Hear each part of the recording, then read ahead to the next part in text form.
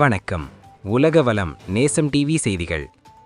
யாழ்ப்பாணம் தென்மராட்சி பகுதியில் இன்று காலை இடம்பெற்ற இந்த சோக சம்பவம் பெரும் அதிர்ச்சியை ஏற்படுத்தியுள்ளது.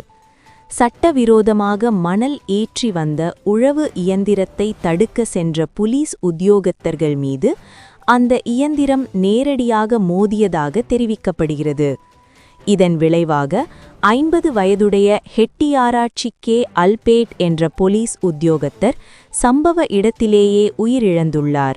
மேலும் மற்றொரு போலீஸ் உத்தியோகத்தர் கடுமையாக காயமடைந்துள்ளார். சம்பவத்திற்கு பிறகு தப்பிச் சென்ற உழவு இயந்திரம் கிளாலி பகுதியில் கைப்பற்றப்பட்டுள்ளதாக போலீசார் தெரிவித்துள்ளனர். சட்டவிரோத மணல் அகழ்வு தொடர்பான நடவடிக்கைகள் எவ்வளவு ஆபத்தான நிலைக்கு சென்றுள்ளன என்பதை இந்த சம்பவம் மீண்டும் வெளிப்படுத்தியுள்ளது. உலகவலம் நேசம் டிவி செய்திகளை தொடர்ந்து பார்க்க எங்கள் யூடியூப் சேனலை சப்ஸ்கிரைப் செய்து பெல்லை அழுத்த மறக்காதீர்கள். நன்றி, வணக்கம்.